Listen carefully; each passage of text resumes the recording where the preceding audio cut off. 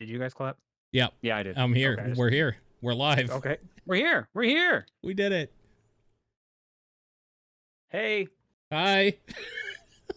Hello. Hi, picture of Sean. You look like you're having a lot of fun in that picture. Is it my Twitter picture? It is. Yeah, it's you rock climbing. That's me right now. I'm just hanging on a You rock. got some good Wi-Fi out there. Yep, that's me. My face looks just like that. Remember me as my best. That was me at my best right now. Risking my life for internet video game news. Well, welcome back. Thank you. Yeah, this is welcome everyone to my AMA. Yeah. I'll start this off. What the hell happened? Yeah, so I was at a Quidditch practice. We were doing some tackling drills. Some guy's head hit my cheekbone, and my cheekbone lost. Ugh. Sounds so bad. Fuck. It really does. Yeah, it was pretty bad. What was crazy is so like I went to the emergency room that after like right away. Yeah. And the person was like, "Hey, you're gonna have to get surgery for this, yada yada yada." But everyone I talked to, like there was no urgency in getting me this surgery, which was baffling to me. Yeah, like I equated it to like when I broke my wrist a couple of years back. When I broke my wrist, I was in 2 different casts within like 24 hours. Wow. The surgery, they were just like, "Yeah, I don't know, I guess we'll do it like next week." Is it because of COVID or what? No, I don't know. I think it's just maybe harder to get surgeries going or something. Like, just no one seems to have any kind of urgency. When I would call and I would be like, "Hello, yes, I have broken bones in my face. Will you please see me?" And they'll like one person even was like, "Oh, you're a new patient. We can see you at the end of August." Ooh. Could you imagine? Could you imagine saying to someone who has broken bones in their face, "We'll take a look at it in a month"? How cruel do you need to be to say that to another person?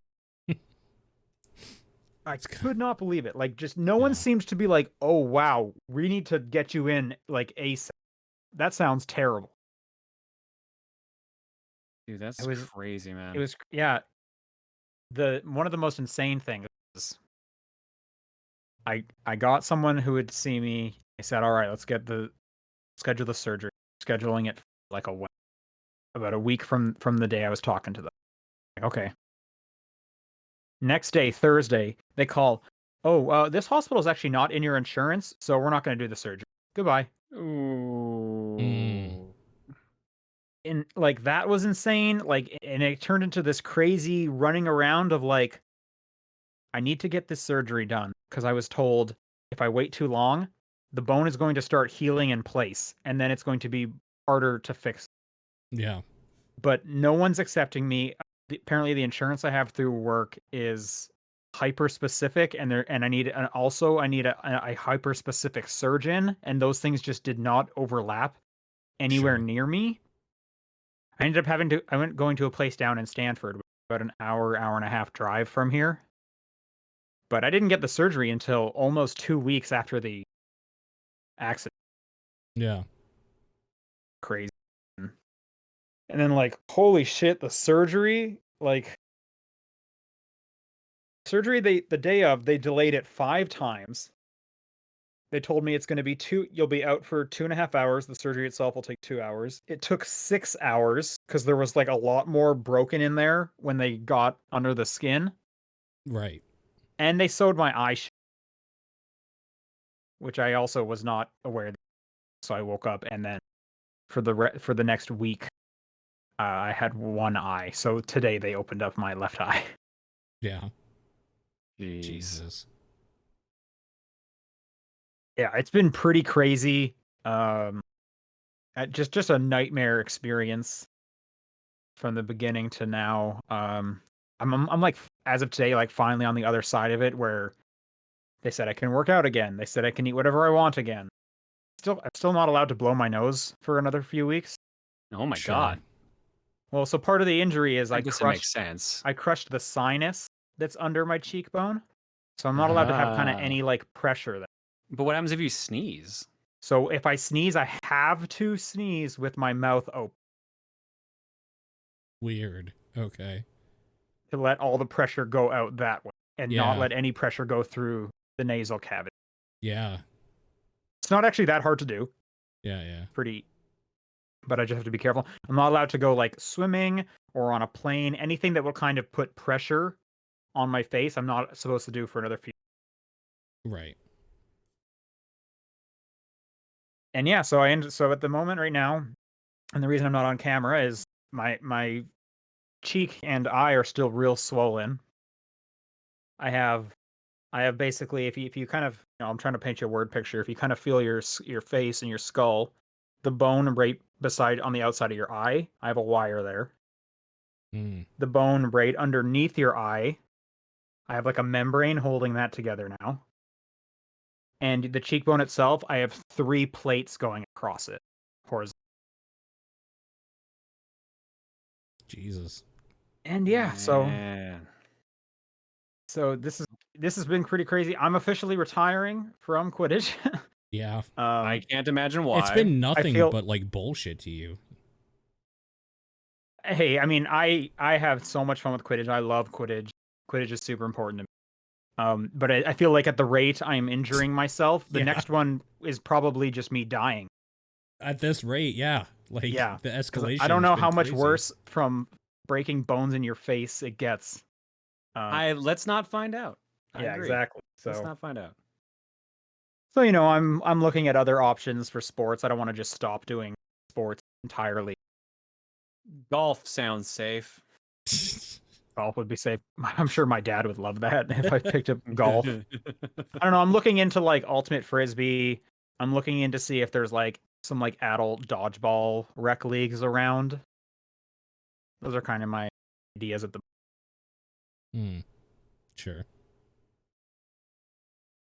But yeah, so that's pretty much how I'm doing it. Obviously talking's fine. Hopefully next week I'll be back on camera, but right now I hate looking at my eye. So I didn't want the camera on. Sure. Fair enough. But what have you guys been up to? It's been like 3 weeks. How's your guys' lives been? We've been doing a podcast called The Top Down Perspective while you've been gone. Yes, thank you. Yeah. No, nothing crazy here. I guess with us really. Every week we No, it's been pretty quiet for us. Yeah. I finished up a YouTube series recently, like today. Actually got to see some friends in person for once, which was nice. That's about it. Yeah. Remarkably quiet otherwise, and I'm more than okay with that. Yep. Cool. Yeah, and I've been watching a lot of TV. Movies have been a little postponed because I haven't gotten to the theater. Sure. Paul, did you end up seeing The Green Knight? I did. How was that? That's one I really want to see, but I'm thinking maybe I'll go this Sunday. Just put a pair of sunglasses on Sure. when I go out and about. Yeah, so nobody recognizes you. I see where you're going with that for sure. Yeah, exactly. He's a famous boy. Yeah, famous Sean. It is remarkably slow, but really good. It is a very good movie. Okay. The cinematography is excellent. A lot of like weird thing. Are you familiar with the like original tale of Sir Gawain and the Green Knight that it's based on? Not at all. Okay. So then it won't matter to you. People that are, they change a few things up that I think is for the better. And they really focus on the idea of like you're going to die in a year sort of thing. And like, I don't know. It's cool. It's very, very cool. It is extraordinarily slow to the point where I could see somebody just being like, I thought this was boring and I left. And I would be like, yeah, okay. You just don't like that type of movie then. I get it. Weird. It's very slow. But yeah, it's cool. I'm surprised to hear that. It's cool. Like, basically nothing happens for like the first hour and some. It's, yeah, pretty crazy. Okay. But I mean, it's that slow burn, right? You I need guess that slow I'm burn. surprised to hear that the pacing has that much of an issue because I know the review scores are pretty crazy Oh, high. it's not an issue. It's just that if people think they're going into like something that things are action happening movie? all the time. That is not it at all. It is very much like a weird, fantastical character study. Okay. Yeah. Yeah, It's hopefully I'll be up to seeing it this Sunday and it's carve cool. out some time. Yeah, I I'm really excited liked it. for Suicide Squad tomorrow Yep. on HBO Max. Yep, I'm excited for that one this weekend as well. That one's been getting crazy good reviews. The one that you watched that I've been putting off for weeks now is Pig. I think this weekend I'll get to that at some point. Pig, I did see Pig. That was also a weird movie. Not weird in the case of like a Nicolas Cage zany weird. I Just, don't know. I'm not expecting zany. I'm expecting kind of slow. it's a bit slow, but it just Yeah. like goes to just some like odd places. It's just a weird movie. It's like Yeah. here's 3 days in this dude's life and the seedy underbelly of Portland, I Yeah. guess. It's just an odd movie. Yeah, I'm excited to see it. Did you like I it? don't know if I would like watch it again, Sure. but I'm glad I saw it once. Sure. That's fair. I did watch all of that new Masters of the Universe show on Netflix. Oh, okay. I heard bad things about it, but I don't know. How was it? I really enjoyed it. Oh, okay. Yeah, it's the same art studio that did Castlevania, Sure. Yeah. and you can definitely see that the character models look similarly drawn, and the action is kind of similarly put together. But it's fun I feel like if you like the He-Man and Masters of the Universe, there's a bunch of cool callbacks, and a lot of those characters return. Okay. Cool. But yeah, I just thought it was like really cool and some fun lore. I'm not like the biggest Masters of the Universe fan. It was obviously Yeah. before my time, but I like know the characters enough. Sure. So I enjoyed it. There's like 5 episodes. I'm hoping they'll do more. They definitely set it up to do more. Uh, yeah, just some cool. Yeah, I think good they actually plot. said like this is literally just the first half of the season. Yeah, I would assume so. I just hope it's not a thing where it's like, well, this first half didn't perform well, so we're not going to touch it. I see. I mean, people were mad from what I'd heard, but I assume they're still gonna do it. I was hearing a lot of people were mad because it's not about He-Man, and in fact, it's about Tila. Oh, is think that those what people- people are pissed off? I could give a shit less if it's about He-Man. Yeah, honestly. that's what I was seeing as a lot of people were like. To talk about it as a spoiler, so that's the thing. I mean, the thing does happen in the first episode, so I don't know how much of a spoiler it is. He-Man's in the guess. show, but it follows Tila. And I think some people were just upset. To be fair, the show's called Masters of the Universe Revelation. It's not called He-Man. Right. But yeah. either way, I did enjoy it. I would recommend it. I think if you like those Castlevania shows, there's something here for you, at least from like an art perspective. Sure. Sure. Yeah. But yeah, why don't we do the show, because we got games. Yeah. This is the top 10 perspective for August 5th. I almost forgot how to do it. I'm Sean Booker. I'm Paul Fleck. Man, 3 weeks gone and he just forgets the whole flow. Yep. Yep. I'm John Been Wheeler, by the way. Slacking. John, you've played nothing. Correct. I haven't. I have been busy working on videos the entire time and filming things for that. But now that Donkey Kong Country is done, I can actually relax for a little bit. So No. tonight, after this podcast, I am fucking leaving this office and going to do something else. I need to ask you about Final Fantasy X. Yep. If you've gotten any further. I have. I am 10, 11 hours in. I've finished the whole Blitzball thing. I like The Blitzball, story. man. The story required Blitzball. Oh, yeah. Gotcha. Your team sucks, man. It's bad. It's very Your bad. team's bad. Yeah. It took me 3 tries to actually get the win, because the first time I lost 2-1. The second time at halftime I was down by 3, so I just quit. And then the third one I won 3-0. So it's Yeah. like, wow, my team just sucks. Sounds about right. Have you love played now- Final Fantasy X before? No, I haven't. So I guess you were gone for this. For a video I'm a part of, I need to play through Final Fantasy X. So I'm working through A that tall now. ask. It's a bit of a tall ask, yeah. Yeah. So working through that now, and yeah, I stopped. I just finished after the Blitzball. I'm like on the path right after that. And Sure. I'm like, do I want to actually do the regular Blitzball season since it looks like there's a bunch of good unlocks you get there, but like my team sucks ass, so I want to get better players. So I don't want to waste time doing shit that's not worth it with the shitty players. I didn't play a ton of the Blitzball, but when I was required to, I basically just did like the super shot over and over Yeah. again. Like that was my entire play was get the ball to Titus, do the super Jet shot, and shot. you'll score. Yeah, the jet Yeah. shot apparently is like your strategy. Like It is. but it didn't work in the early fight because they kept hitting me out of the jet shot, which I thought wasn't possible. And of course, it's like, yeah, you use up all that health to do the jet shot, but you're not getting the actual point. So have fun. Sure. Tidus is now useless for the rest of this game. It's like, oh, great. Bit of a glass. Yeah. But yeah, no, I'm otherwise just doing nothing. Like I'm playing the new Picross game that came out today, the Sega Genesis and Master System one. But I mean, it's Picross, Right, Sure. and that is your curse. So yeah. Yeah. I am. That is what keeps me functioning as a human being is the curse of Picross. do you ever just like put the switch down and think to yourself, if you stop making Picross, you might just leave this plane? My soul will just depart. Yeah, like Picross is what's keeping you here. See, I always thought it was just an ancient curse that one of my ancestors or like my original like interpretation of myself invoked. So that made more Yeah, sense. they to me, like but, yeah. besmirched the Picross name, and there was like an old crusty gypsy there that was like, "You and all your children forever."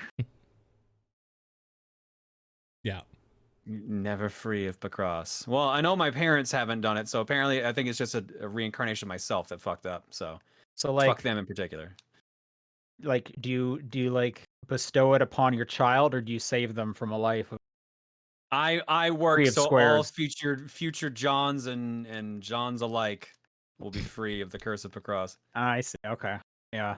You're gonna come home one day, and it's gonna be like, you're gonna like walk into the room. The kid's gonna like hide under the blanket, and their face is all kind of red, and it's like, "What are you doing?" And it's like, and it's Picross, and you're like, "I told you never to do this.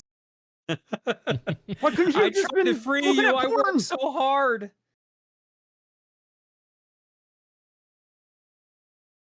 I wanted you to have a better life, not this. Wanted you to Or- play Tetris, goddammit. This is why your mom left. This tore our family apart. Oh, Jesus. Wow. Intense. The melodrama. Picross invokes feelings, man. That's how it works. It's true. It actually suppresses mine, which is why I like it. So, yeah. Oh.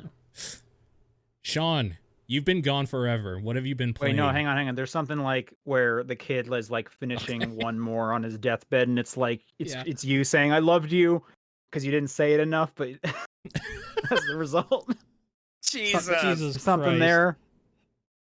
And everything's crumbling around you, like it's the last scene in Inception, and he's opening the drawer to see the letter that his dad always wanted to send him.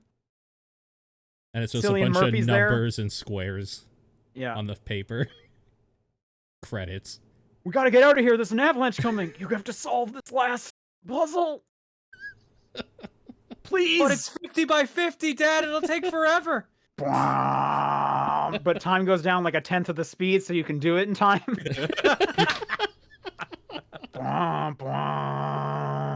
Up across the movie. Finally, it's been written. Yeah. Thank God. What are we talking about? Paul, what have you been Games. playing? No, what have you been playing? Mine is Oh, 2 man. seconds. All right, gotta you get opened through the yours. you opened the box. Here we go. Yeah, we got to get through this. Yeah. Been 3 weeks, and Game Pass was like, hold my beer. We got games coming out. And I was like, I'm gonna play like almost all of them. A lot of games. Yeah, Last Stop came out, the latest Annapurna joint. Mm-hmm. This is an adventure game in the style of like the recent Telltale adventure games. Yeah. And they try to break it up. There's 3 different protagonists, and each of them have about 6 chapters to their story, and you can only progress through each one's, like, you have to go through all of chapter 1s, all of chapter 2s, chapter 3. So you're kind of constantly going through each 3 of them. You can't go through the entire thing. To like no great effect. You would think it's like, okay, you're trying to hide like a big finale where they all wrap together, and the game's like, these people are intertwined. They're not. This game is incredibly disappointing. And then the way they break it up is like, all right, something interesting's happening. Oh no, I can't get back to that for another 40 minutes because I have to like reset the pace and go through each of the other two characters' chapter twos. So the pacing is just kind of off. I don't think Hmm. it goes anywhere very interesting. If you like adventure games, this is not. Yeah, this is one I was definitely not interested in, so I'm glad to hear that I'm not missing out at least. See, like I was definitely interested in it, but because I like Annapurna quite a bit, but that was about it. And I'm sorry, I need to step away from the computer for 1 sec. So Paul, you should talk about what you've been playing. Okay. Well, I hope that's not a bad thing to hear about. I just jumped. I think it's one of those he needs to do it kind of situations, like Yeah, maintenance, like when you get like sure, your teeth taken out, you need to like salt rinse and stuff. sure, totally. There's been so many games, and a whole bunch of the ones Sean's going to talk about here in a second are ones that I've been meaning to start, go back to, or just like fiddle around in a little bit. And I've been kind of having just like choice paralysis, where it's like I have like actually literally 6 games I could play right now, and I want to play all of them. So I'm not going to. I'm going to play Final Fantasy 14, and that's what I've been doing. Because it's just kind of Choice like paralysis. it's just a thing I can like jump into, listen to a podcast, watch something like a Twitch stream or something while I play, and just relax after working all day. And it's like I don't want to jump into a game where if I can't give it my full attention for a couple hours at least. So Final Fantasy 14 has been kind of the thing that I'm just doing now. I'm doing the end game stuff for Realm Reborn, level 50 stuff, and I'm on patch 2.3 now out of 5, I think, I'm told. It goes patch 2.1, 2, 3, 4, and then patch 2.5 apparently is split into 2 parts or something. So we're getting there. 2.2 was a little bit boring at the beginning, but ended off on a dope-ass note that I'm super stoked to see more of that game now. But a whole lot of my time has just been kind of doing dungeons and fiddling about with my character and stuff, so that's been super, super fun. The other game I'll talk about is one that I only played for about 10 minutes because it came out like a day ago and I've been not wanting to jump it back in yet. There's a game called Grime. This is a game I've been waiting for a while. That is a Metroidvania game where you play a something or other, some like hunter soul thing or whatever, in a cave, and you are killing a bunch of rock creatures and creepy things and whatnots. And yeah, it's just kind of like a grimy looking game. I don't know. It's hard to explain. It's a Metroidvania. The big gimmick of it is you can kind of like parry an attack, and if you do a parry attack, you kind of like suck in the thing that's attacking you into like your black hole head or something like that to like kill it, or in case of a boss or something, like rip its arms off or something like that. And yeah, I can't talk too much about it because I have only played about 10 to 20 minutes of it, but it's a Metroidvania with a cool art style, and I'm kind of interested to see more of it. I'm also just kind of filling there because I'm hoping Sean eventually comes back, since he's kind of the show this week with all of the stuff we need to talk about. Don't worry, we'll have plenty of time in either way. I was gonna ask too, like the name made me think that it was some kind of cleaning type game. So Oh, it's just called Grime, Grime. It's just called Grime. Yeah, it's just called Grime. It's actually one of those games that I saw a like little demo for a couple years back. I'm guessing the dude who's made it posted it on Twitter, and I thought it looked neat and wish listed it. And then lo and behold, it actually came out, I think on the 3rd of this week. And yeah, I've been just trying that out. Well, this looks cool. It's very, very neat. It does a thing I hate, where it's a 2D plane and I can't use the D-pad to move around. I have to use the sticks, and I really, really hate that. But it's because the D-pad is used as buttons for like consumables or like quick items or stuff of that nature, which is why it's very I'm trying not to like say the term, but it is obviously very much Souls-like, an homage to a Souls game where you die, you leave like a portion of your currency in your body at a place where you die. You can get it back or lose it if you die again. You use, again, essentially what are souls in the game as a means of currency to upgrade, currency and a way to upgrade your stats. And there's the standard like strength, dex, vitality stat, and all that sort of good stuff. That's all in there. So yeah, I don't know. Not a whole lot to talk about with that. Sean, are you back yet? He did say he's back. Did he? Yep, Okay. I'm back. Sorry, Picross the movie must have gotten me real excited because my nose just started bleeding. Nice. Ooh, yeah. I Fun. figured it was something like that, like you had to do a salt rinse or something. No, I don't know what that is. That's nothing to do with my face. I had a random nosebleed. Perfect timing. Cool. Yeah, great timing. Um, The only other thing I played is the Ascent, but I'll talk about that with Sean when he gets to yeah, it. we can just talk about that now and then transition to me. Okay, let's talk about the Ascent then. The Ascent is a game that made me wish I had just bought it because the Game Pass version is fucking garbage and I'm not going to play it again until it's updated. You're obviously playing it on PC. Yeah. So I've been having like a ton of bugs. What's wrong with you? First of all, most of the reasons why you would want to play on PC don't work. DLSS and ray tracing don't work. DX12 barely works. It's stuttery as shit. You don't have difficulty options because it's, I guess, the console version or whatever. It's weird. Like it, and these are all things that are not in the Steam version. The Steam version is fully functional and like definitely a-okay to go. That's right. I did hear about some like weird issue with the Windows version. It sounds like a mess. It's really weird. So, well, let me continue with that because the Xbox version is also a mess. Not for any of those reasons. It's just really, really buggy. So I can play co-op, but a ton of the like waypoints will just like disappear on me. Some missions won't progress.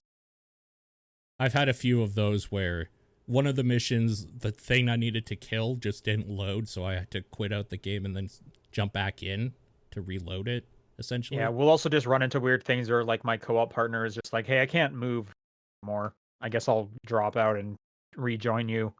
Oh, that's weird. That's happened like a few times. We keep getting this one weird bug where whenever we like rejoin each other and are playing, it wants to tell us all the tutorials again. So every time you open a menu and like navigate through all the different panels, we have to read like a tutorial about what this panel is. Yeah. Yeah, that's every annoying the shopkeep has first a time you tutorial. have to do it, let alone every time. To be fair, as of I think it was yesterday, like a big 5 gig patch got downloaded, at least on the Xbox version. I haven't played it since, but I'm assuming that probably fixed a lot of the stuff. I'm hoping, at least. Oh, that makes me excited. I'm gonna look this up. Yeah, I guess like the thing I want to say about it is that I am gonna play it when they fix it because this game is so up my alley. It's fucking disgusting. It is a gritty old like PC cyberpunky type game that is in 2021 with like a cool environments, cool systems, just like a cool story. Just overall, the whole universe and world is so awesome. Like everything about it is so cool except for it's a giant pile of shit on Game Pass for PC. To the point where I've been considering just buying it on Steam, and because I kind of want it anyway to have, and especially if that's like the good version of it. It is very chunky. It is extremely taxing on systems. It's a very detailed environments and detailed like characters and things like that. There's a lot of people in the city that kind of really fill it out, so there's a lot of shit it's loading. There's a lot of light and particle effects going on. It is like an extremely tough to run game on PC, which is kind of neat because you don't see that very often in top-down shooters. It is a top-down shooter that has RPG elements in it, but it is obviously very storyline, like linearly focused, even though it has kind of a semi-open world where like there's stuff that's gated off just by the fact that those dudes are level 20 and you're level 3, so they will one shot you if you go in their area.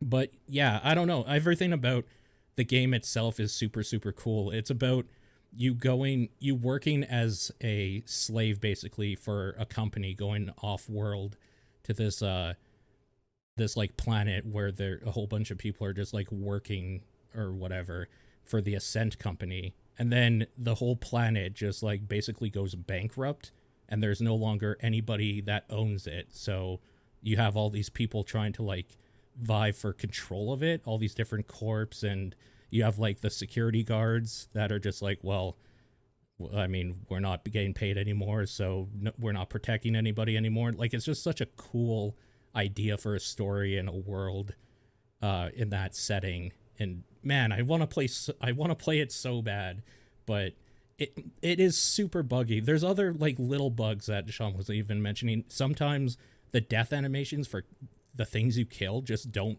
happen. They just disappear off screen instantly. Like sometimes if you are shooting a thing, they'll just disappear randomly. It's super buggy, and it's so shitty. That's the thing. Do you like it at all other than like the bugs, Sean? Have you been into it? Yeah, so yeah, just to take a step back for those kind of wondering what this game is, like it's a dual joystick. And yeah, you have kind of an isometric perspective. Um, I think it's going to turn a lot of people either like really on at the beginning or really off, because it's a very slow game for the first couple hours. You don't get into any kind of like special abilities. You get maybe one of your augmentations for the first like it's like 2 solid hours. I only have like 2 augmentations. The initial gun you get is pretty lackluster. So I feel like it's a pretty kind of slow start. It does open up, and like you said, the map is huge. The cities are dense, which is really cool. It's almost like an overwhelming point. It's Side super quests, which are overwhelming. cool, but then a lot of the side quests are run all the way over here and then run all the way back. I feel like the game needs a bit of polish in terms of kind of telling you like now's a good time to fast travel. There's like 2 different fast travel systems. There's like the metro, and then there's like taxis. But your map doesn't update very well to be like, you need to be going all the way over here. So you can kind of see like, oh, okay, I should take a taxi to this section and then I'll have to walk it from there. You have to kind of figure that out for yourself. And with like the size of the city you end up in at the beginning, like it's dense, and that's like just the first stage. The whole Yeah. concept is you're ascending. So you just keep going to these big cities over and over again. And the game just kind of expects you to like remember every neighborhood you've been to. Otherwise, you're just going to follow the waypoint and walk it all the way over there, and that could mean going up and down to different floors, going through several different cities, and that can just take real long time of you going back and forth the same corridor, because you have to go down here, you had to kill like 8 rats, then you have to walk all the way back and tell the guy that you killed 8 rats. And there you go, side quest. That can be a bit dense too. I wish it was a little more holding in terms of kind of how its fast travel system work. But the minute to minute gameplay pretty fun, and I'm playing it in co-op, which makes everything better. The boss fights are pretty cool too. You're fighting just like massive mechs that'll come out of nowhere. That's definitely real cool. But then there's also issues with some missions where there's like an early side quest where where you eventually find out you need to go up a floor, but you can't get to that next floor until you've done some main mission stuff to like enable you to. But it never tells you anything about that. So I went to that section like twice, being like, how come this door isn't open? Half of me thinking, is it just the game's buggy? Because this game is real buggy. Are Yeah. we missing something? Like, what is wrong here? And it's just, no, you had to do some main mission first, and then they finally will let you continue on. Should be telling you that kind of stuff. Like, what am I missing? Um, so I think it's rough, but I do think that, people that are way into like that cyberpunk aesthetic, this thing is going like hard, and the Yeah. vistas you're looking out on, they look super cool. Everything, this is like a world full of like fishmen that have like half cyborg face stuff. Like, it is a cool setting. It looks really nice. So there's something there. Just you need to be like willing to kind of muscle your way through a couple hours until you kind of really figure it out. That's why I really recommend like do it in co-op, because at least you and your buddy can be like talking through some of the sense and kind of pulling each other through.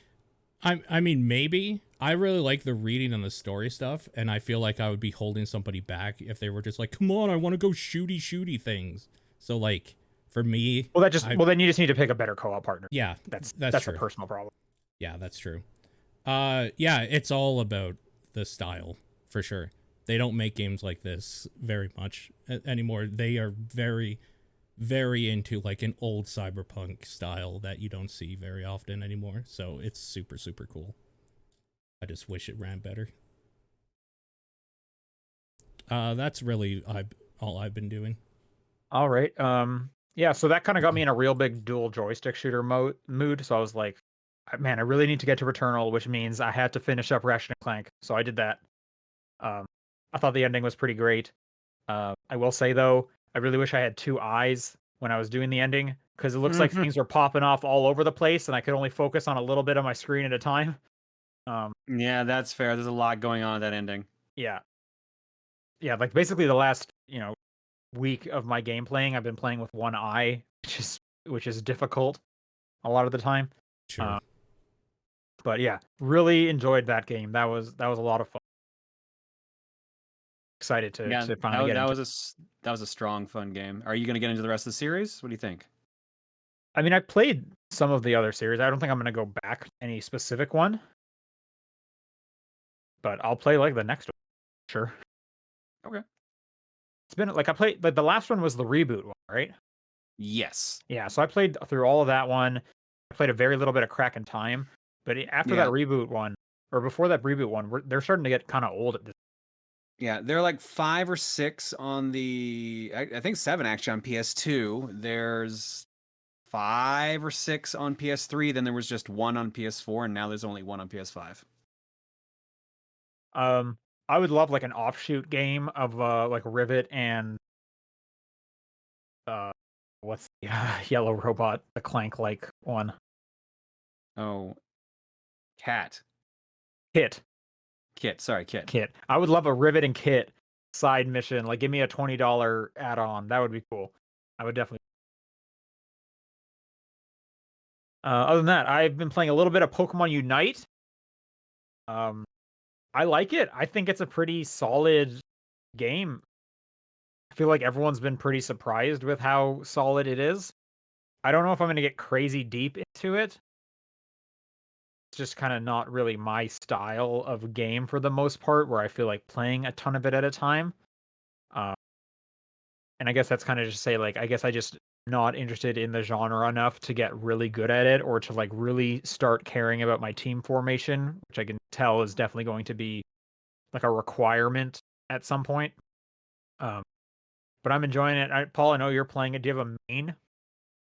Eldegoss, Gengar, and Charizard are usually what I go, depending on what we're doing.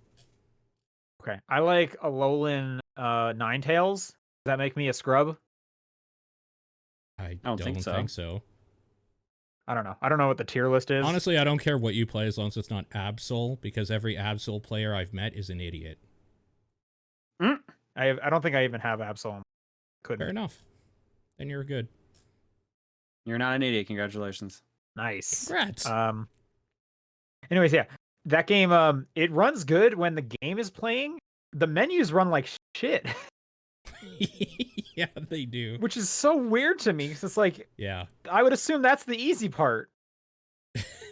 Yeah, they're pretty bad. And they even have the frames, like I have only played it docked, and they have like the frames per second counter while we're playing, and I'm like, okay, this is hitting like 59 frames a second, pretty consistent.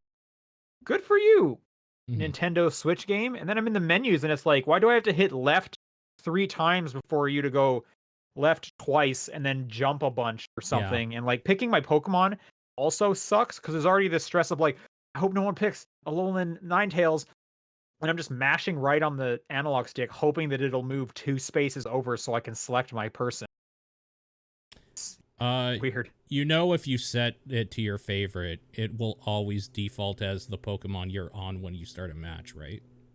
I didn't, because I had Charizard as my favorite because that was like the first one I got, and I couldn't figure out how to unfavorite and favorite. Gotcha. Yeah, just go into your Pokemon thing and then set whatever is your favorite in there. Should look harder. Yeah. Outside of Pokemon Unite, though, where I've been spending most of my Switch time is the great Ace Attorney Chronicles, um, which has just been an absolute delight. I've heard really good things about this, but I've also heard the cases are long. They are. I'm still in the tutorial case. Like, it is, for all intents and purposes, like a full-sized case without any investigation segments. Um, like, there's already been 2, like, save points inside of this one tutorial. I've heard case 1 is like 4 or 5 hours. Yeah. I've also heard that they're in the second case, there's still more tutorializing for you, more mechanics and whatnot. That's fine for me. I don't care if this game's real long. I'll take all the Ace Attorney I can get. Like, because as far as I'm concerned, after this might be it. I don't know if they're gonna make more. There's not a lot of Japanese ones left. There's like one other Japanese only game, um, and they seem real intent of not bringing that over. So like, this might be it for a while. So I'm savoring it as far as I That's fair. But yeah, I mean, I don't even know what to say about this. If you're an Ace Attorney fan, you're already playing this. You're already way past where I'm at. You're yelling at me to speed up. If you're not an Ace Attorney fan, you don't care about this, and this is not the one you should get into. Like, play that first trilogy because that one is incredible. Which that one did also just come to Switch. Whole set. Um, but yeah, all I'm saying is like the storytelling seems just as zany and goofy as before, and having a blast every time playing. And it's making me want to replay the. It's like, uh, just knowing some of that. 2 thumbs up for great. Going back to Game Pass, I played through all of Omno. How long is like that? I don't know, 4 hours maybe. Oh, okay. Pretty short. That maybe even on the long side. I didn't really time myself, but Omno is a basically kind of a puzzle platformer. You load into these kind of small little worlds, and then you have to just kind of explore around, and you'll find various puzzles in the environment that you need to complete to. And once you complete enough of them, you can move on to the next one, or you can just do every puzzle, complete it. And that's actually what I did, and I still probably clocked in around 4 hours. Cool. Aesthetically, it reminded me a lot of that game company's Sky. Okay. Sure. And then which then also reminded me of like Journey and Flower in terms of like you get like a surfing mechanic, and you get like a flying kind of mechanic like Sky and like Journey. And there's one that's like you're on the wind, and that reminded me straight up of Flower. I feel like this was made by like one dude, I believe, over the course of a while, and I would not be surprised if he drew inspiration from that catalog. But it's good. If you like, puzzle platformers, it does the real cool thing of every stage introduces a new mechanic, whether that's you can surf now or you can do an air dash now, yada yada, and it goes into all the little puzzles. It is not punishing by any means. I don't think there was a single puzzle I had to like look up the solution to. So yeah, if you're looking for like a platforming puzzle game, I think this is a pretty good one. This is on Game Pass. Again, that's Omno. I played through Raji, the Ancient Epic. Yep. And this was cool. This is like a combat focused Prince of Persia light game. There's a lot of like wall running and climbing along walls and climbing up walls and stuff like that. All set to like Indian lore, and I don't know if they're like folk tales exactly or stuff like that. Shiva's in your ear talking to you and telling you stuff you're going on about. And it goes really pretty heavily stuff. There's a lot of like miracles throughout the world where they're just telling like lore and tales and stories of the gods and God, which is pretty cool. If you have any kind of interest in that stuff, this is definitely worth trying it out. But and then gameplay wise, it's pretty deep in terms of the combat. You have elemental powers. You get 4 different weapons, and you can kind of imbue each of them with like I'm gonna use the bow and make it a lightning bow or a fire spear, stuff like. Prince of Persia style, you can like wall jump off walls to do extra combos and stuff like that. So the combat's kind of pretty deep compared to it's like a weird kind of dynamic with the game. Hey, we're gonna have you sit down and sit here and listen to a bunch of kind of mythology and all these stories of these gods, but at the same time, we're gonna have some like kick-ass combat. So it was just a pretty interesting little game, and that also came. So I played to that. I attempted to play Chris Tales. It's extremely broken on Xbox. What? This was one of the craziest bugs I've seen. After like the first hour, every time the game changes scenes, the controller will stop working. That's really weird. And you can solve it by turning the controller on it. But when the scene changes again, it's going to stop working. And you eventually get to kind of a bigger city, and that kind of intro area of it, they go back and forth between scenes like a lot. And it's just unplayable. So I was only really playing this on Game Pass Cloud on my phone because that version of it did not have this bug, which was such a weird workaround to have. This also got an update I saw earlier today. I didn't see how big it was, and I didn't look up to see what the patch were. Oh, they literally said their patch for Chris Tales on Xbox to address the controller desync issue. Nice. That's great. So I'm probably going to play a lot more of this going forward. Because I really wanted to it, and then just basically this game-breaking bug which really sucked. Yeah, weird. So I'm not too far. I'm a few hours into it. Paul, I know you played a bunch of it. Mm-hmm. How far did you get? 4 or 5 hours in.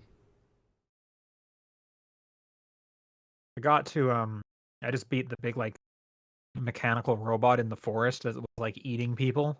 Okay, about an hour or so past that then. Okay. So I'm a little bit past that. I made it like back to the city. Sure. Yeah. And now that the bug is fixed, I'll probably be going back to that pretty hard.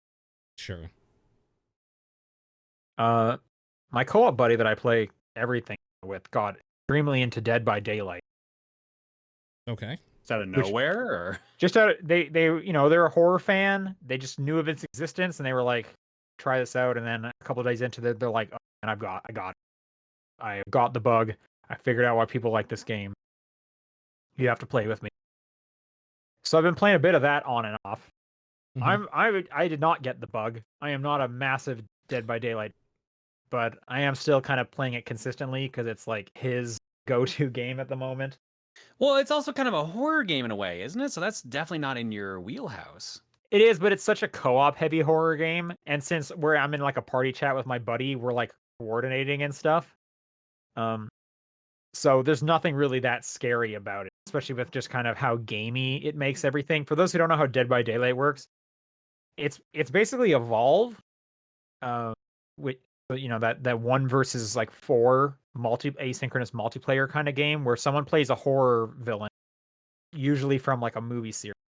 The 4 survivors, they have to activate like 5 generators that are around the map, which will open up the exit and they can leave. So it's just a series of doing these over and over.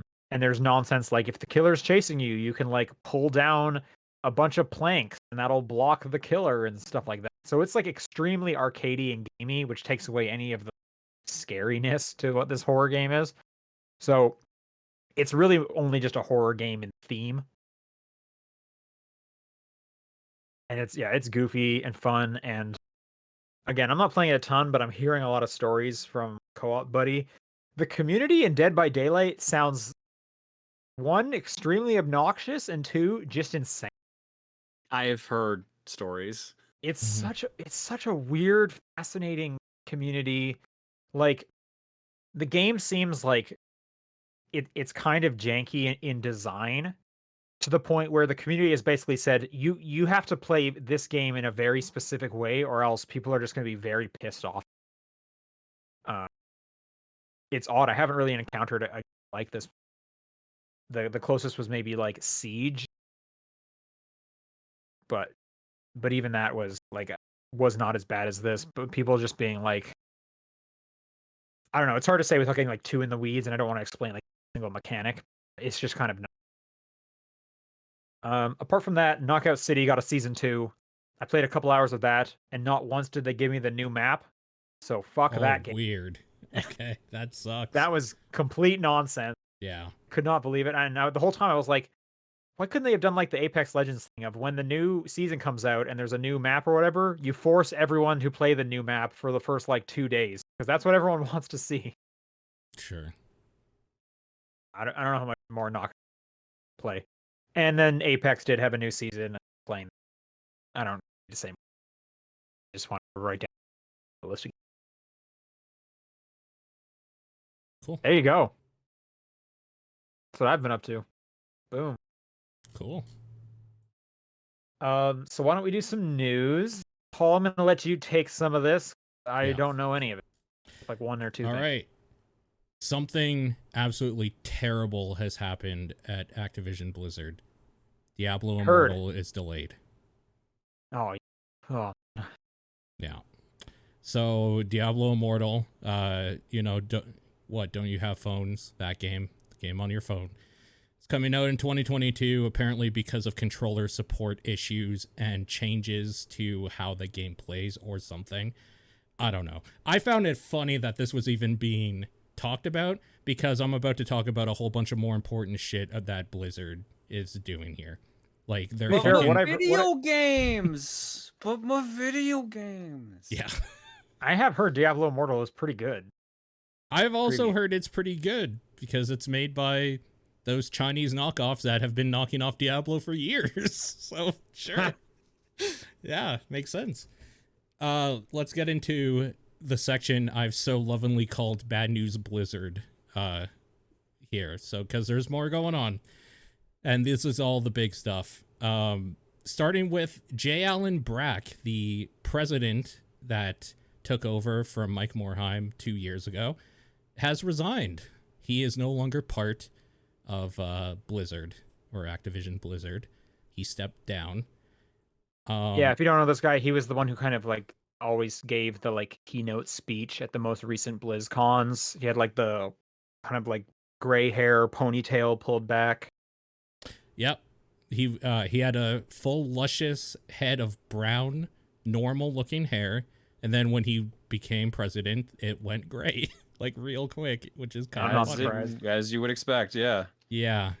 All things considered, he hasn't necessarily been one of the ones that has been really terrible about a lot of shit. He inherited a lot of problems, but also he put out a statement saying, not apologizing, and saying that he doesn't condone this stuff in his household, rather than like doing anything to help it. So fuck J. Allen Brack, and I'm glad he's gone.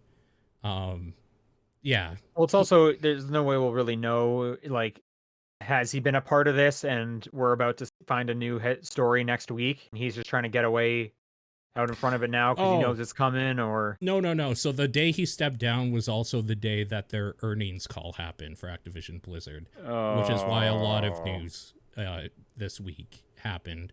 So they had their quarterly earnings call or whatever. J. Allen Brack stepped down. They are being sued by one of the shareholders for negligence in this whole sexual harassment thing. Makes sense. Yeah. Yep. So one of the shareholders is also suing them for negligence and all this stuff. Not because this shareholder thinks sexual harassment is gross, but because this whole thing has caused them to lose money. But I mean, of course, yep. A win is a win, Let's be real. I guess. As shitty as it is that's the cause for it, this will make Activision actually do something. Yep. It's fucking stupid, but this will actually make them do something. It's one of those things that, like, I kind of don't care at this point what the reason is. Fucking hit them with everything. Like, take them out. I'm so sick of this shit. So that's happening. The senior vice president of human resources has stepped down. I wonder why. Okay, that's a good sign. I wonder why. I was trying to find something about like why he left, besides like the obvious that he hasn't been doing his job. Apparently, there's no official statement or anything about it. But Jesse, this is not the guy who was this. in the Bill Cosby suite, right? No, that guy. That guy was let go last year secretly without making a fuss about anything because this stuff was happening. So that guy got out kind of scot-free, weirdly. That's another thing that just makes me absolutely furious. Well, I mean, there's some things we can assume. I'm not trying to like. I'm not saying we should assume anything because you could assume the worst, but I feel like there's some educated guesses. Like I was just saying, I wouldn't be surprised if he was not maybe not necessarily the cause of any of these issues, but the fact that he was in charge while these things happened will result in kind of looking poorly on him. Oh, the HR guy, I totally, yes. The guy John's talking about is named Alex Afrasabi, and he is the cause of, like, a lot of this rapey bullshit that was let go. That's right, yeah. No, I'm person. talking about, like, the HR person. I'm talking about, like, J. Allen Brack, the ones who we, like, do not know a specific, like, they're leaving because they got fired or because they were directly tied to this. Yeah. I wouldn't be surprised if they know that they are tied. Or even if they're not directly tied to an incident, it's like, this happened under your watch. You know, you were in charge. Yeah. You were the head of HR. This looks terrible on you. Totally. And, like, I don't even know how you come back from this kind of stuff. Like, you will forever be, oh yeah, I was the CEO during this. Like, that will never look good on you, despite whatever you could have done, because one, you did not stop it, so you're part of the problem. Yeah, as far for sure.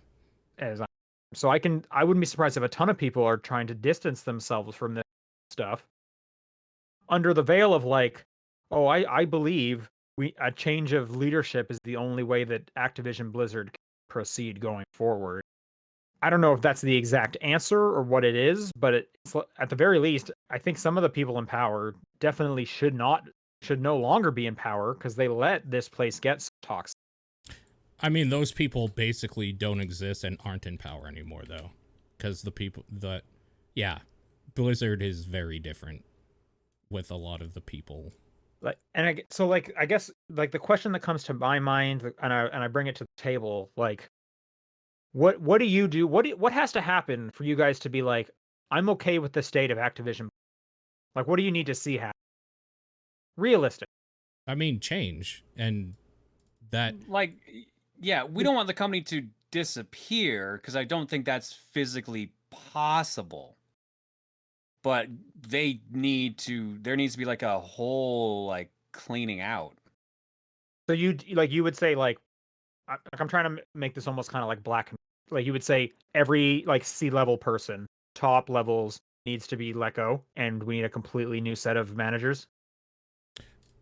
Well, I mean, think at the basic step at that point. So they are doing this already. The people that stepped in for Jalen Brack are Mike Ibarra, who's been with the company for a while, and it seems like a pretty decent dude, and Jen O'Neill, who I don't know myself, and I don't know like what role she's played before. I know she's quite new to Activision Blizzard, which I kind of am for because the old guard needs to be just completely fucking dismantled completely. Yeah.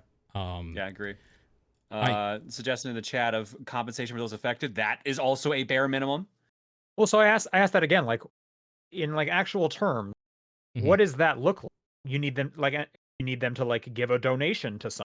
We'll never know. Do they need to do back pay? That'll be dealt off. That's the thing. Like, I think at the very least back pay, but that was not us to decide. I think something should go to them though, no matter what. So there's more to this, like to what's going on here that is kind of what you're talking about.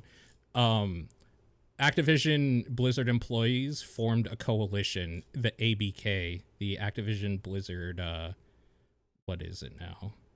ABK Workers Alliance, and it's full of a bunch of people from Activision, from Blizzard, also High Moon Studios, which I think is the new thing that Mike Morhaime is heading up, Infinity Ward, Sledgehammer, Ravensoft, Vicarious, King, and Beanox, and they first of all have condemned the whole we don't like this law firm that we talked about last week, the law firm, what the hell was their name, like Wilmer, the ones that were known for busting unions.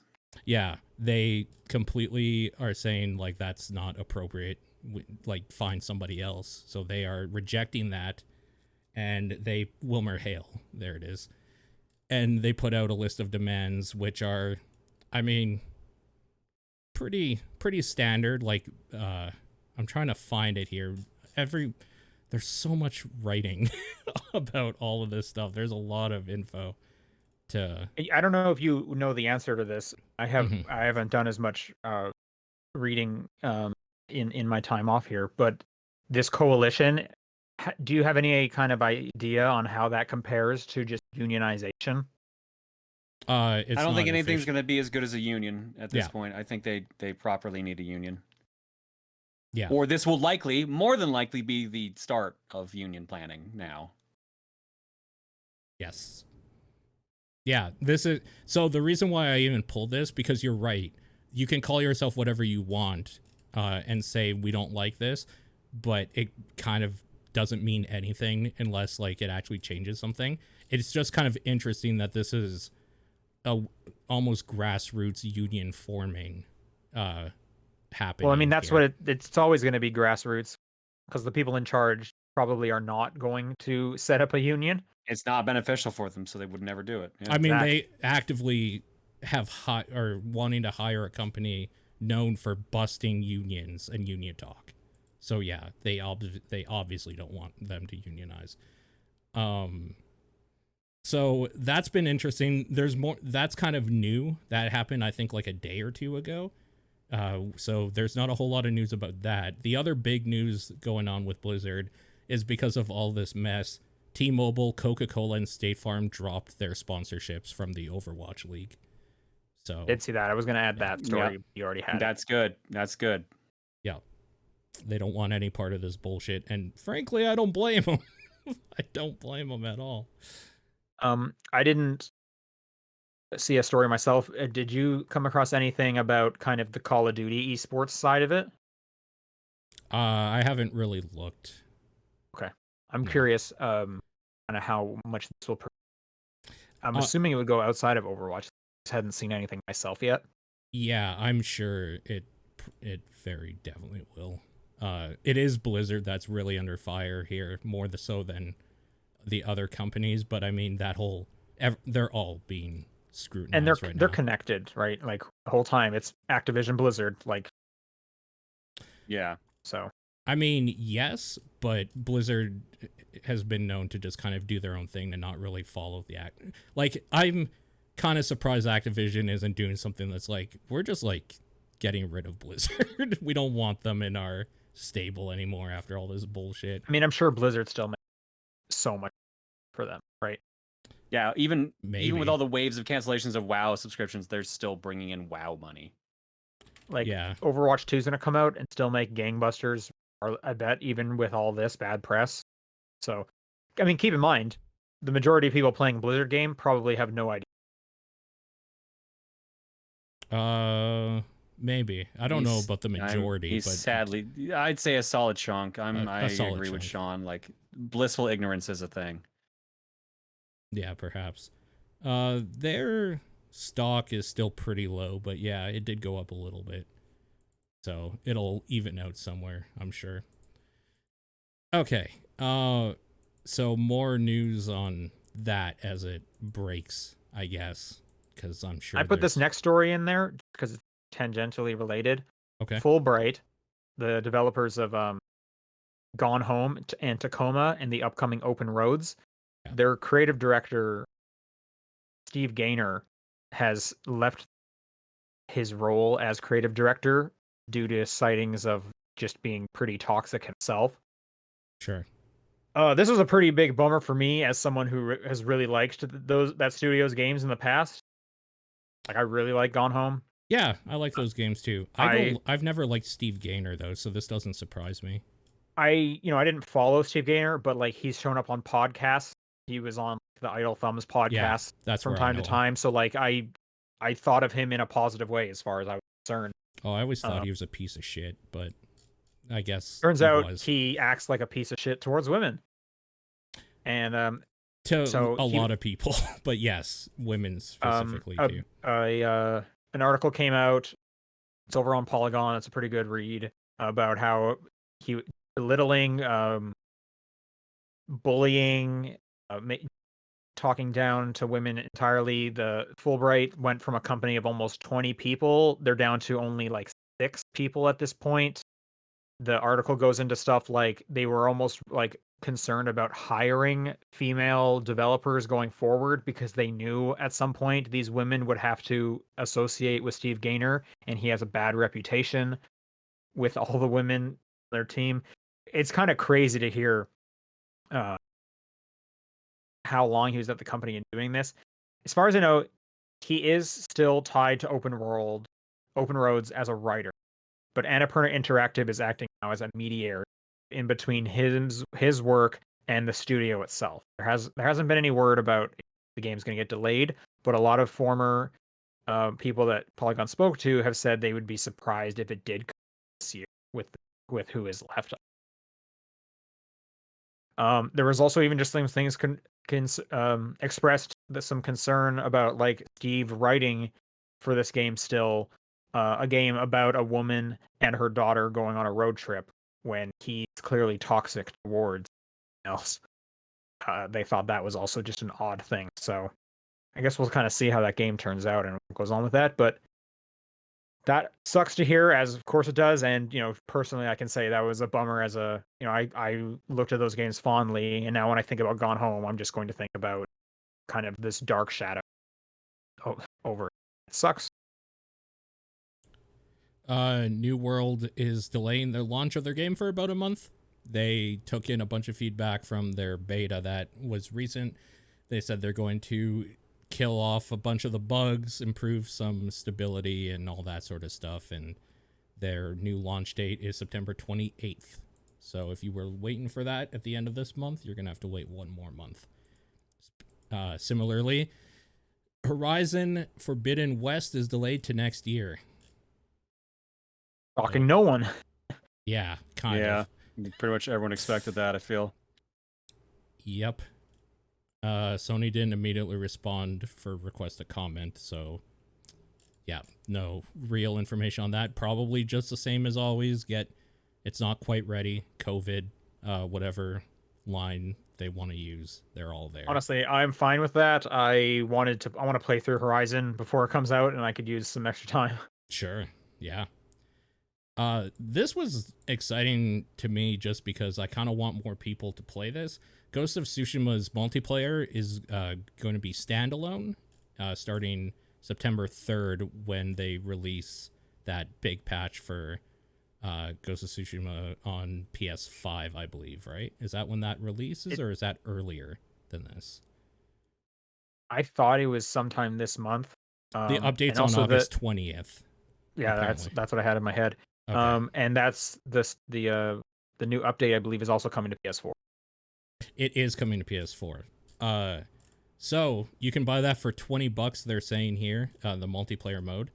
And if you have people to play it, then I would suggest doing it because that thing is pretty cool.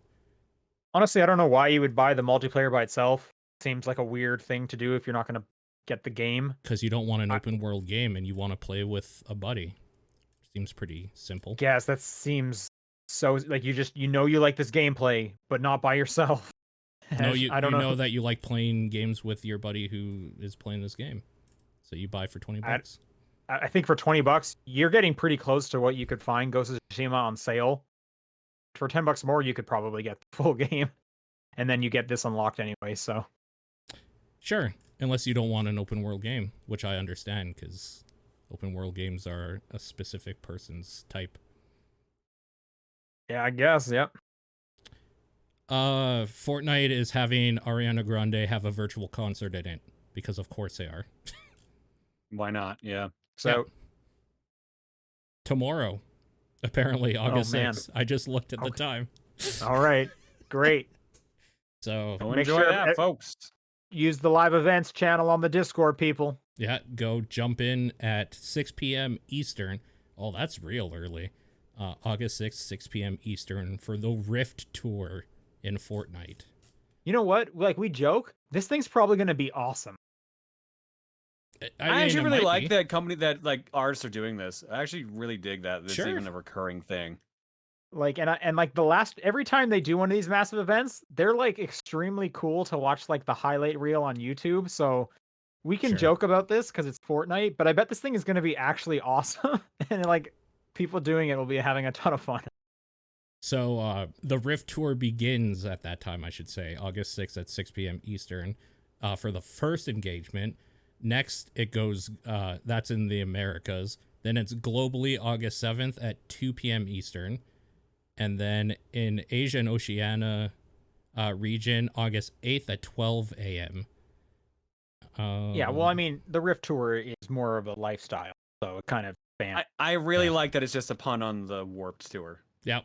I think that's actually really cool. It's pretty good. Honestly, bring the Warped Tour to Fortnite, and I will log in. I will go. Yep, me too. I'll be there. Jeff Keighley released some information about what he's doing for the Gamescom opening night. Basically, 3 weeks from today, he says 11 a.m. Pacific time. He's going to be doing his opening night live thing for 2 hours. He said. I think they're usually like 2 hours long. Yeah, about 2 hours. They kick off Gamescom. Yeah, so look out for that. August 25th. Where are we?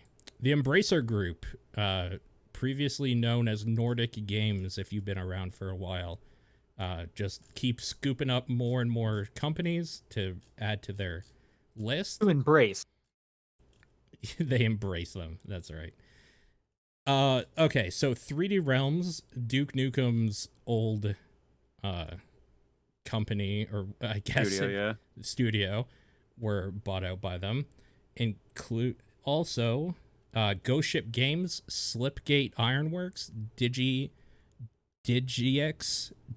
Art, I guess, Forcefield, Easy Trigger, Crazy Labs, and Grim Frost. Slipgate Ironworks are making Graven, the Hexen spiritual successor that 3D Realms was going to publish. Ghost Ship Games are the developer of Deep Rock Galactic. So they're joining. That's a good get. They're joining their publisher, Coffee Stain. Coffee Stain is also picking up Easy Trigger, who do Hunt Down, the retro scrolling shooter game. Digix Art, the studio is a studio behind the indie games 1111 Memories Retold, Road 96, and they're joining up with Koch Media. Do you guys know about 1111 Memories Retold? I've never played it. Nope. It's like a World War I kind of themed game, but the Aardman company worked on it. Oh, interesting. Yeah, I've had it in the back of my head just because of that. Like, I want to see what the Aardman company did with a video. Sure. Yeah. That might be something worth checking into at some point. That's interesting. Anyways, yeah, company that buys up a lot of studios and publishers and whatnot, bought up more. There you go. Mario Golf had an update. Apparently it was quite big. I didn't actually read what it added because I don't have this game, but it was ranked mode, Toadette character, new Donk City, new course, and improved motion controls, whatever they mean by that. Are you guys excited? I mean, I couldn't care less about this because I don't have it. Sorry, I missed. Is this the Mario Golf update? Yeah. Yeah, I was pumped. I was just really mad because we did a bunch of money matches, or we did a money match rather last night on stream for Mario Golf. Yeah. And then they announced that the update was today, like 10 hours after that stream. I was just like, come on. New Donk City. It's a new proper course, not a battle course, which I'm excited about. Toadette was very much the edition because she's literally in story mode. Sure. And ranked mode, sure, because they brought back colored Yoshis because of that. Cool. All right. And then the final thing, this is from our Discord, and I barely looked into it. It's just Nintendo sales units and all that sort of shit. Oh, yeah, they dropped their numbers, basically, for the year. I believe operating revenue is down this year. That's been because, like, last year was ridiculously good because of the pandemic, and they didn't have Animal Crossing to kind of bank on this year. I believe sales numbers for games have been updated again. I don't think any new games broke the top 10. Animal Crossing, I think, is the third best-selling Switch game or something like that. Wasn't Yeah, like sounds Mario right. Kart Deluxe still like the top one? Mario Kart. Oh yeah, here I brought the list up. Mario Kart 8 Deluxe is still the number one at 37 million pieces sold. Jesus. Animal Crossing New Horizons 33.89 million copies sold. Okay. This is worldwide as for reference. Yeah. Smash Ultimate 24.77 million. Breath of the Wild 23.20 million. Pokemon Sword and Shield combined 21.85 million. Mario Odyssey 21.4 million. Super Mario Party 15.72 million. Pokemon Let's Go Pikachu and Eevee 13.57 million. Splatoon 2 12.45 million. Ring Fit Adventure 11.26 million. Ring Fit actually hit the 10 million mark. I'm not surprised. Remember at the beginning of COVID when those things were like crazy Yeah. popular? They were crazy popular. I believe I also saw a chart or something today showing that the Switch will reach 100 million units sold this year. I think they're at just about at 90 right now. Maybe I'll find that exact post. Yeah, their unit sales for Nintendo Switch hardware is 89.4 currently million units. And I believe they are currently outselling the Wii. They're on pace to outsell the Wii. Currently have been for a while. Sure. Hey, Yeah, just a that's quick cool. side question for you guys. Did either of you pre-order a Playdate? No. Yes. What about you, Paul? No? No. I did. John, did you get like the one with the case? Oh yeah, but I'm not getting it till 2022, so I'm stuck waiting till next year.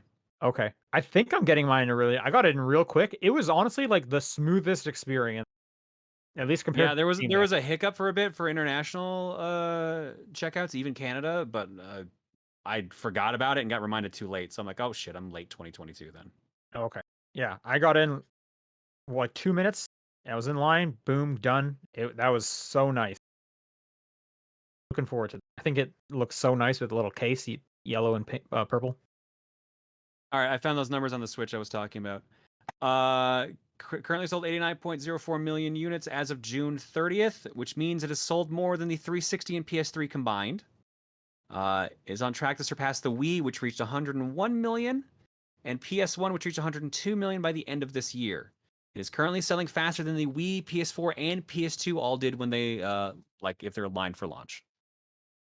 But apparently, Switch Lite sales have dropped drastically this year, probably because the Switch Lite. It's a cool idea, but I don't know why that would be. I'm trying to think because I bet plenty of people would want to use that too. well, maybe it might also been the expectation of a Switch Pro.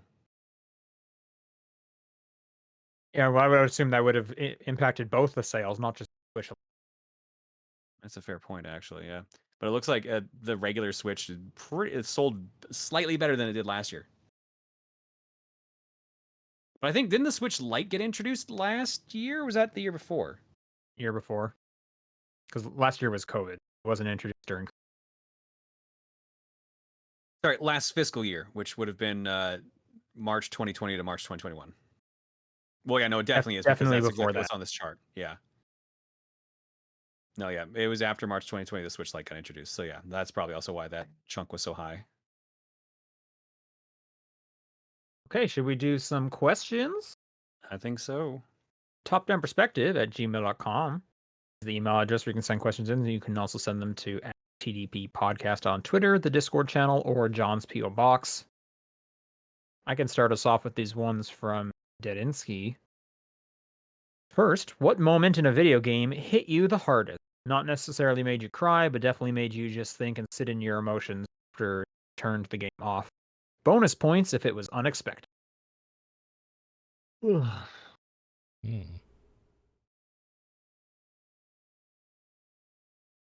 I know Gone Home's ending did that one for me. Okay. The near thing. Oh, sorry, which near one? It's pretty similar. So, Okay. depending Yeah, on which one you did I'll definitely first. agree for Near Automata. Sure. Yep. I can't think. I know there are some, but I can't think of any at the moment. Probably. Oh no, I did think of one. Shadow of the Colossus. Yep. I don't know why, but I knew that was it. I felt it. The other one in my head is the end of Metal Gear Solid 3. Sure. Yep. You know what? The Journey.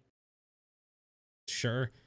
Yeah. Dude, seeing the list of like you thinking that you stuck with one person for like half of that game or something is like, nah, it was like 50 people that were in and out. That was really cool. Second question here. Inspired by the reveal of the new Outer Wilds DLC, is there ever a game that shouldn't have DLC?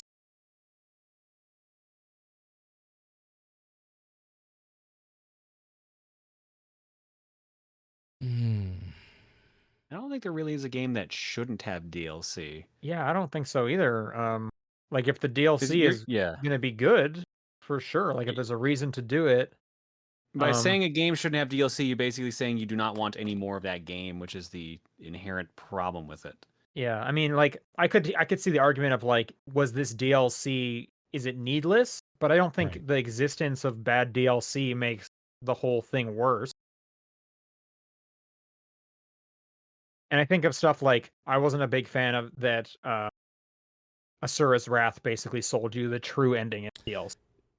Right. Or I think of Assassin's Creed 2 and how they just like took 2 chapters out of there and sold those as DLC. Felt just kind of like arbitrarily ripped out of there.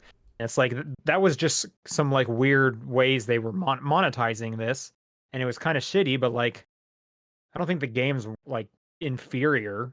I usually just ignore those like, bad parts.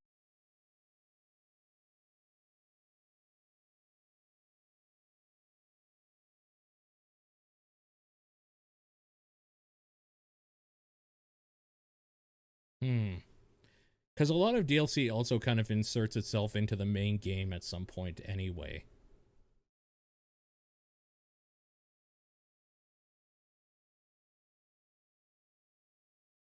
Yeah, I'm usually pretty okay with like DLC existing because I can choose whether or not to get it. Yeah. And third question here. With the Ori collection on Switch costing substantially more than even both the game's regular price on other systems, what do you think is a good metric or heuristic for the Nintendo Switch upcharge? See also all of the Wii U ports. Portability, but that is starting to become a weaker argument with cloud gaming with the Xbox. Sure, and also when that Steam Deck drops, Yeah. forget about it. If the Steam Deck takes off, Nintendo will actually be in a bit of trouble. It'll be very hard to justify Switch tax at that point. But it does depend on it taking off. I mean, I don't think based there's on any how good popular metric. those sales are, I feel like it's already a success. Sure. I don't think there's any. If you have a choice, I don't think there's any good reason to ever get a Nintendo game on the Switch just because it's more expensive. Unless Nintendo made it, you mean? That's what I mean. You mean just yeah? I was gonna say like game on you buy a Switch because you want Nintendo games. That's right. Yeah, and then at that point, you're paying the Nintendo tax for their game, and there's Which nothing makes you can do. more sense. Nothing you can do about it. Yeah. At the moment, like, I do understand it does require additional development, so they can't just sell it at like the sales price that the other one has been at for the last year, right? They had to put work in for the last year. They I have to assume kind of what we're talking about Skyward Sword here, or what? Oh, just kind of yeah. I mean, use that as an example. You use anything that comes out like a year or so later. That's not just we're launching first on the Switch or we're launching on all the same. Even when the Switch did launch and there was like those random, it's $10 more on the Switch for some reason. That seemed Right. weird at the time. It's still kind of weird. Yeah. But again, like when I think of that Steam Deck and it's just going to be the sale prices we get on Steam, if these upcharges for the Switch versions do not go away, I can't see anyone. And unless they don't have a Steam Deck, which very much could be the case. That's what I'm saying. Like yeah. the Steam Deck needs to take off for this to be a thing to even consider. Because like handheld PCs are already a thing. It's not a new market that Steam is entering. It's just one that's pretty still in its infancy because everything's pretty pricey. And those other handheld PCs are fucking garbage for what you pay for. generally. Steam might actually break that. So, yeah. I guess the only problem is if you don't have a choice, you have to pay the tax. If all you have is the Switch to play games on, then like, I guess this isn't a problem because you don't have another choice. Otherwise, I can't I feel like when these games do come, and things I'm thinking of like the Ori collection. I'm thinking of Spiritfarer, just recently launched on Switch. Yeah. You know, they try to make it like a kind of a big collector's item by Sure. putting in a bunch of like art book stuff or making it some kind of premium physical version.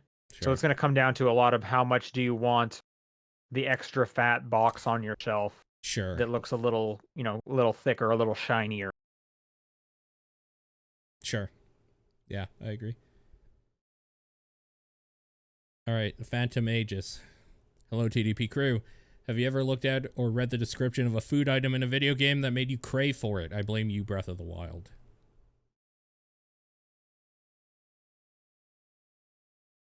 I don't think so. So I'm going to change this from So no, I've never read a description of something and then wanted the food. I have seen the Monster Hunter crew make a giant feast and got Monster Hunter food, yeah. Yeah. That's not the description, though. That's because that food looks absolutely delicious. I was going to say, Tomodachi Life literally had, like, photorealistic pictures of food in it. I'm just like, okay, now I just kind of want an ice cream cone. Neat. Yep. Yep. Sean, has a description ever made you hungry of food? I'm going to take that as a no. All right. Second question. Scenario time. Sega finally decided to do a collab with a fast food joint, Sonic. Name a food item that is also wordplay with the Sonic franchise. Example, the Blue Blurger combo. Oh my god. Oh god. That's pretty good. That's pretty good. It's got blue cheese on a side of blue potato fries. Potatoes fries. Oh, the Blue Blurger. These just sound like make your own like Bob's Burger of the day. Totally. There's something about like the onion rings and they're the Sonic rings. Yeah. Yeah, there's something there. And it's I'm trying to think like what would they do to the onion rings to kind of like golden them up. I guess just put like gold flakes on them. Yeah. They're weirdly expensive. Like $1,000 onion rings or something. I'm trying to figure out some way to work milkshakes in. Something like the gotta go fast milkshake. Okay. Yeah, I'm just trying to think of some way to make that work properly. Because isn't Sonic known for their milkshakes or something like that? I think Sonic, so. Yeah, Sonic's known for milkshakes. They're known for having like slushies and stuff as well. Right. The Spin Dash milkshake. Like the big thing is they're a drive up to like a kind of a drive-through style menu board, and you just order and they bring the food out to stay in your car the whole. It's kind of the big gimmick. Right.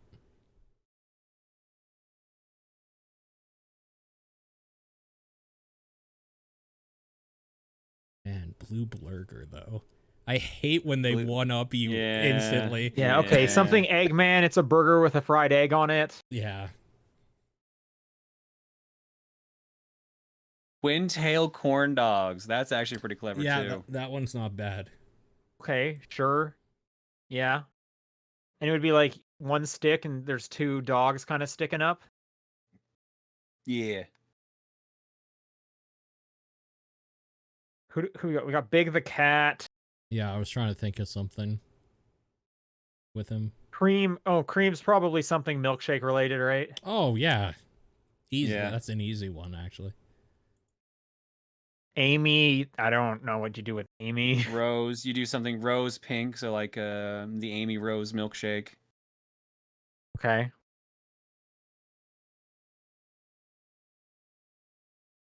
Shadow. Cream cheese wedges.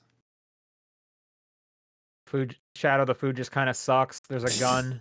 There's a gun. No, you could just do like those Squid Ink patties or like the Squid Ink buns. So you like the black burger, the Shadow the Hedgehog. And they black won't burger. even put like a burger in it, so you're just disappointed.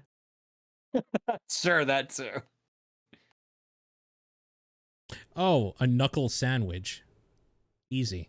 I was trying to think something with that, but like, is it just a sandwich? Like, what Yeah. is that?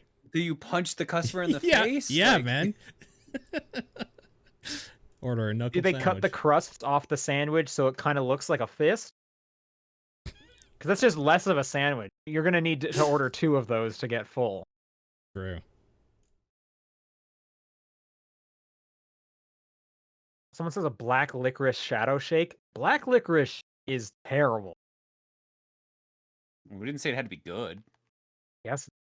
The only people order that like black licorice are dad. No, I like black licorice. Although a shake You of and it would everyone's be terrible. dad.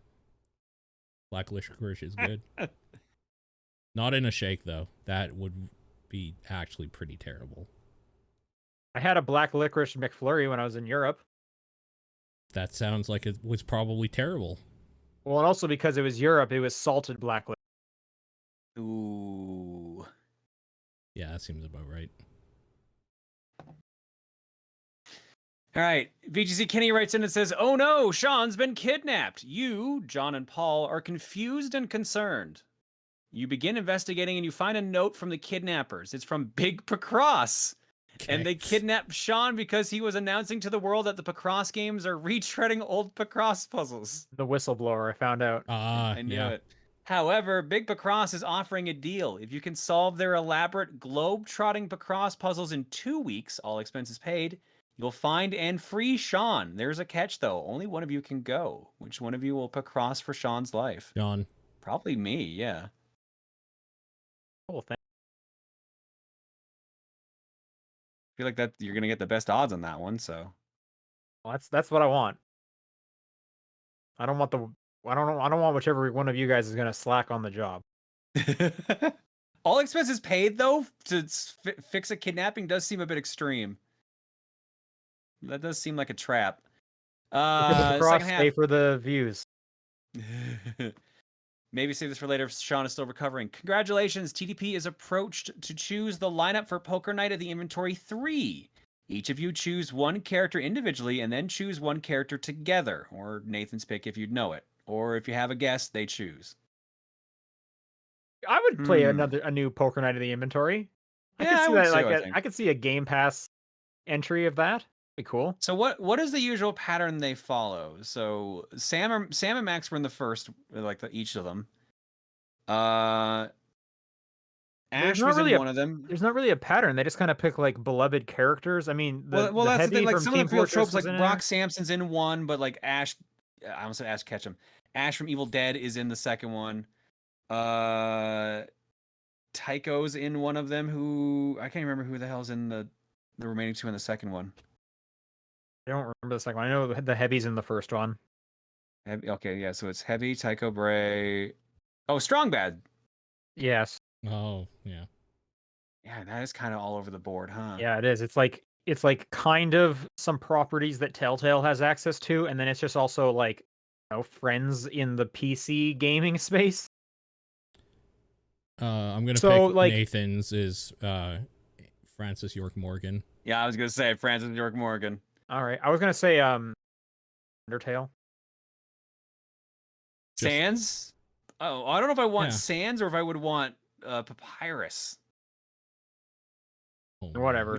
Which would be more entertaining to have as a character? Sean said Undertale, so he doesn't give a fuck which one it is, obviously. That's a fair point. All right. Yeah. Oh, what the fuck? I want Arnold Schwarzenegger. I mean, it's got to be someone that you're going to enjoy just hearing like weird quips from. Sure. Yeah, that's why I said Arnold Schwarzenegger, because he would have weird stories, and he already plays poker. He's known for it, so put him in there. Doesn't have to be like the Terminator or anything. He can just be regular ass Arnie. Papyrus would be. Oh, someone's saying Rick from Rick and Morty. That is 100% a free bingo space. He would definitely be in there. Are you kidding me? Yeah. Oh my god, he would be the first one. Yeah, true. Someone says a Fire Emblem character, and I think that's a hilarious joke. That's a good one. Yeah, that's good. What is this poker you speak of?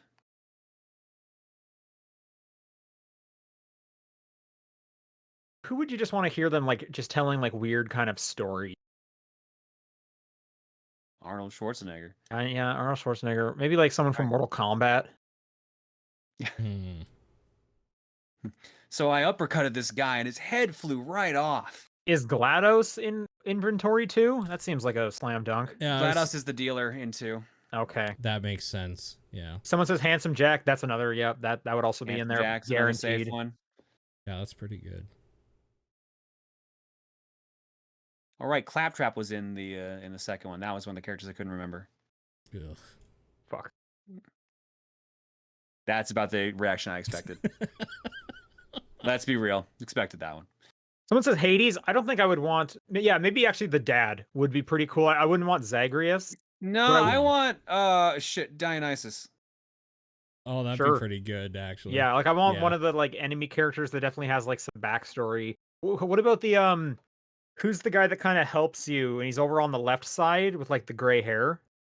He's like your teacher. Achilles? Oh Achilles? yeah, Achilles. Okay, maybe I would have picked Achilles as mine. It'd be pretty okay. You could Can I pick pick almost anyone. the live action Detective Pikachu? Yes. You get Ryan Reynolds' voice. Can we just get Ryan Reynolds in this? Let's just get him in there. I'm sure he's Honestly, not doing him this as right well. now. Just the guy. Yeah, And I want Ryan Reynolds to be at least 2 characters in this game. That would be pretty good. You get the Pikachu, and then you get Ryan Reynolds, actual dude, and he just kind of says stuff from his various roles, and he also comments about like he talks to the Pikachu in like a fourth wall breaking kind of way. Like he kind of knows he's in on the joke, but he doesn't necessarily say it outright.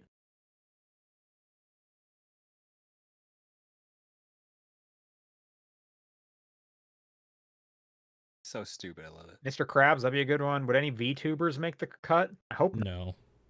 Corone could. Yeah, Hatsune Miku, I would see her showing up probably. Ariana Grande from Fortnite. Yep. Famous Fortnite it. character, Ariana Grande. We did it. That's it. We've made our own perfect game. All right, Hebrew Lantern writes in, who is a character in any medium you thought you were going to hate and ended up loving by the end? Follow-up question as the Oh. Ryuji from Persona 5. Okay. Hated him at the beginning.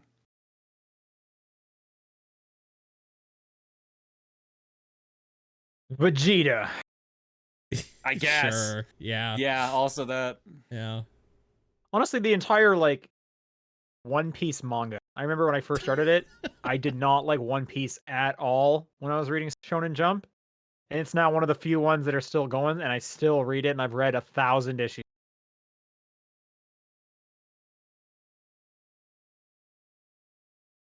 Oh, Kanji from Persona 4 is a really good answer.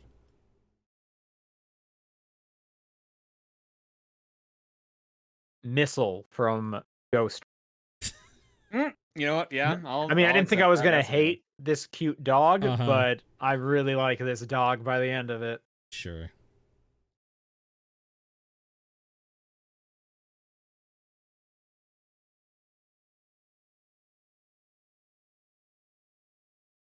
Paul, want to read the next one? Elita1234. So we've seen various video game franchises have concerts with a full orchestra symphony like Zelda and Sonic, for example.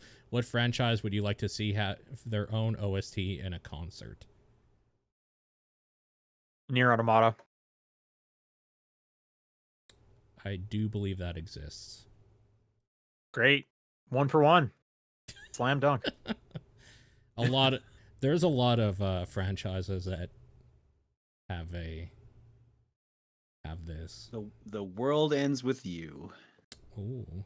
Jet Set Radio Future.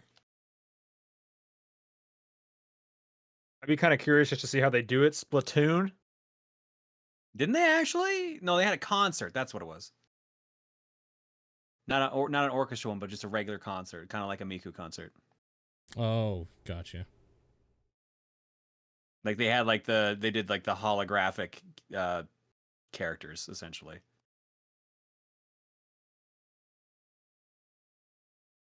Hades. Almost any Supergiant game, to be honest. Yeah. Yeah, good choice. Yeah. True.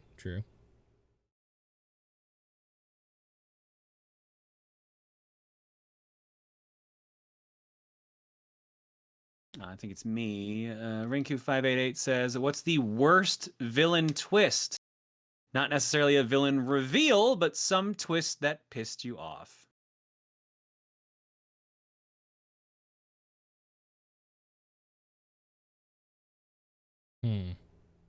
Mine almost goes back to Persona 5 again, but I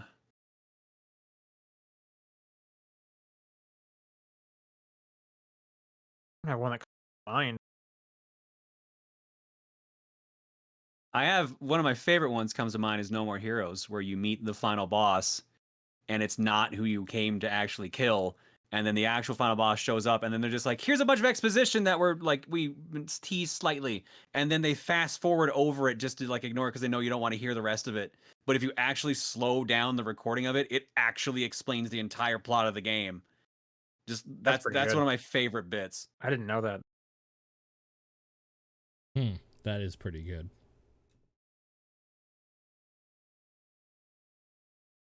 I can't think of one. Yeah, I don't have a great answer for this one. All right, Suku. Scott the Waz probably owns more Wii U's than anyone in the world, including game stores. If you had to own 10 variants of a single console, what would it be? I already do. They're called Game Boy Pockets. Yeah, I was gonna say a Game Boy of some sort. Game Boy definitely has a lot. I might personally pick like the DS/3DS. Sure, anything I Just can 'cause throw I in think- a box and throw in a closet. I mean, I'm not going to use a lot of these for sure. Yeah. But there's just a lot of different versions of that I do think look really nice, and I wouldn't mind having those. Yeah, sure.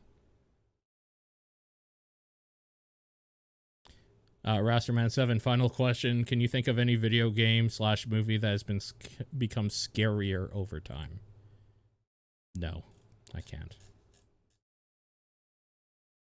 No, because they kind of lose their the magic once you realize how it actually works. I don't know, the Death Stranding kind of predicting COVID, that was weird. That was weird. This is the only thing that came to mind for me. I was blamed Kojima for that one. And that's going to do it for questions. If people want to send in questions, topdownperspective.com, at TDP Podcast on Twitter, the Discord channel, or John's P.O. Box. What's your game of the week? The Ascent.